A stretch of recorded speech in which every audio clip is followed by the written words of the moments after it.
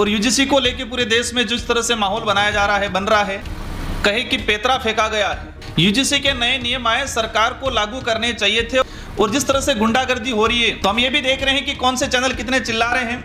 मतलब अपना फ्रीडम ही नहीं, किसी को अपनी बात रखने का। यूजीसी को लेके जो प्रोटेस्ट किया जा रहा था और यूजीसी को लेके पूरे देश में जिस तरह से माहौल बनाया जा रहा है, बन रहा है, पक्ष और विरोध दोनों में, उसको लेके सरकार मौन है। ये एक ऐसा कहे कि पेतरा फेंका गया है कि यूजीसी के नियम 2012 में बने और उसमें कुछ संशोधन होके 2026 में ये दोबारा नियम आए। 2012 में नियम जरूर बने, लेकिन इसके बाद कई घटनाएं हुई। उच्च शिक्षण संस्थाओं में जातिवाद भेदभाव बढ़ता ही गया और उसके दो उदाहरण हैं। रोहित वेमुला का जो घटनाक्रम हुआ और महाराष्ट्र के अंदर डॉक्टर की डिग्री प्राप्त करने वाली पायल तड़वी के साथ जो घटनाक्रम हुआ,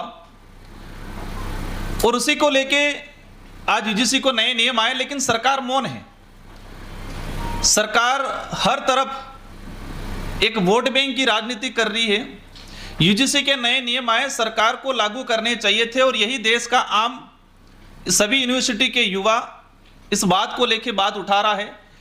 लेकिन सरकार जो विरोधी पक्ष से इसको सपोर्ट कर रही है इंटरनली, और कोर्ट में ले जाके कोर्ट के भरोसे छोड़ दिया। सरकार अपनी जिम्मेदारी से भाग रही है। ये देश लोकतांत्रिक देश है। हमारे संविधान निर्माताओं ने संविधान निर्माण के बाद कल्पना की थी कि इस देश के अंदर सभी समान रूप से अपना जीवन यापन करेंगे। एक स्वतंत्र अभिव्यक्ति की आज़ादी दी गई, लेकिन कुछ विचारधारा आज भी ऐसी जिंदा है जो आज से 500,000 साल पहले जो विचारधारा उच्च नीच में विश्वास करने वाली जो विचारधारा थी, इन विचारधाराओं को जन्म देने का, इन विचारधारा को आगे बढ़ाने का काम कर रही है।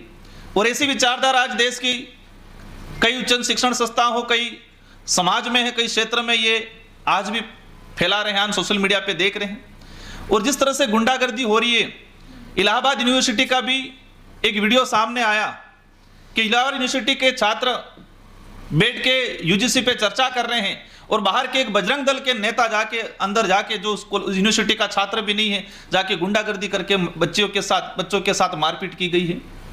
जिस तरह से देश में वर्तमान हालात हैं, जिस तरह से युवाओं की आवाज दबाई जा रही है, एक युवा लीडरशिप जो पनपती है यूनिवर्सिटी से, और इन युवाओं को ही आज इन यूनिवर्सिटी से निकालने का काम किया जा रहा है।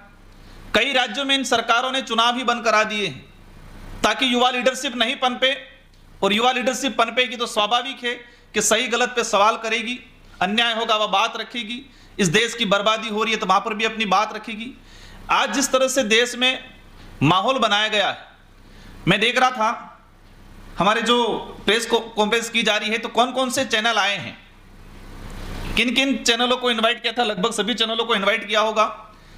तो हम ये भी देख रहे हैं कि कौन से चैनल कितने चिल्ला रहे हैं और कौन से चैनल वास्तविक जो मुद्दे हैं उन मुद्दों पे इन प्रेस कॉन्फ्रेंस में आ रहे हैं। देश का चौथा स्तंभ है मीडिया। आपसे मेरा दो हाथ जोड़ के अनुरोध है कि जो सच्चाई है उसको उठाना है, हमें दबना नहीं है। और मैं आप जो पहुंचे हैं उनको धन्यवाद देना चाहूंगा कि आप निडरता के साथ यहां पर पहुंचे हो। इन छात्रों की जो आवाज है, इनको जो टर्मिनेट किया गया है, ये दुर्भाग्य की बात है, ये छोटा मोटा इशू नहीं है। जो एक छात्र यूनिवर्सिटी का प्रतिनिधित्व कर रहा है, चुना हुआ जनप्रतिनिधि है, अगर उनके साथ ऐसी घटना हो रही है तो समझ सकते हैं कि यूनिवर्सिटियों के अंदर वर्तमान समय में जो आम छात्र है वो किस भय से वहां पर अध्ययन कर रहा होगा। मतलब अपना फ्रीडम ही नहीं, किसी को अपनी बात रखने का, अपनी भावना प्रकट करने का अधिकार इस राज्य में नहीं दिया जा रहा है। तो ये लड़ाई हम सबकी है, अवश्य इस लड़ाई में हम लोग साथ देंगे। और यूनिवर्सिटी प्रशासन से मेरा अनुरोध है कि आपके द्वारा जो फैसला लिया गया है उस फैसलों को तुरंत वापस ले। टर्मिनेट किए हुए जो जनप्रतिनिधि, छात्र जनप्रतिनिधि हैं, जो छात्र हैं, उनको वापस ले। हम लोग भी हमारे क्षेत्र में हमारे जो युवा विंग है, उन युवा विंगों के माध्यम से इन छात्रों के हित में हर जगह ज्ञापन, आंदोलन, रैलियों का आयोजन कराएंगे। और आप सभी से अनुरोध है कि इनको घबराना नहीं है। जो बात, जिन मुद्दों को लेकर आप लड़ रहे हो, पूरा देश के यूनिवर्सिटी हो, पूरे देश की शिक्षण संस्थाएं हैं, जो समझदार बच्चा है, सबकी निगाहें आपकी ओर है। आपको निडरता से आगे बढ़ना है। ये हमारे देश के लिए दुर्भाग्य की बात है कि भारत देश का एक उच्च क्वालिटी वाला जेएनयू, जो पूरे देश ही नहीं पूरे विश्व में इसकी फ्रीडम को लेके, जेएनयू की क्वालिटी को लेके एक चर्चा में रहता है। जेएनयू प्रशासन द्वारा एक निर्वाचित अध्यक्ष सहित उनकी कार्यकारिणी और पूर्व अध्यक्ष, इनको टर्मिनेट करना एक दुर्भाग्यपूर्ण फैसला है। और इस दुर्भाग्यपूर्ण, इसको कायरतापूर्ण फैसला भी कह सकते हैं, क्योंकि ये मामूली छात्र नहीं इस यूनिवर्सिटी का प्रतिनिधित्व करते थे।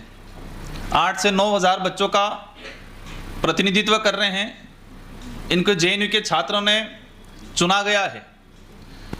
ये हमारे लोकतंत्र पर और विशेषकर युवाओं की आवाज़ को दबाने के लिए ये एक दुर्भाग्यपूर्ण फैसला लिया गया है। इसका एज ए सांसद होने के नाते और हमारे क्षेत्र और पूरे देश के युवाओं की तरफ से हम लोग भी इसका कड़ी निंदा करते हैं। जेएनयू के छात्र, सारे छात्रों से मेरा अनुरोध है कि पूरे देश के आम नागरिक, पूरे देश के युवा आपके साथ हैं। और हमारे पार्लियामेंटली जो हमारे आज माननीय सदस्य आए हैं, कई सदस्यों को इनवाइट किया था, मुझे जानकारी मिली किसी कारणवश नहीं आ पाए हैं, लेकिन हमारा प्रयास रहेगा कि इस बात को पार्लियामेंट में भी उठाया जाएगा। और आप जिस सच्चाई की लड़ाई लड़ रहे हो, उस लड़ाई में हम लोग साथ रहेंगे। यही बात कहते हुए आप सबको धन्यवाद, आभार, जोहार, जय भीम, जय संविधान।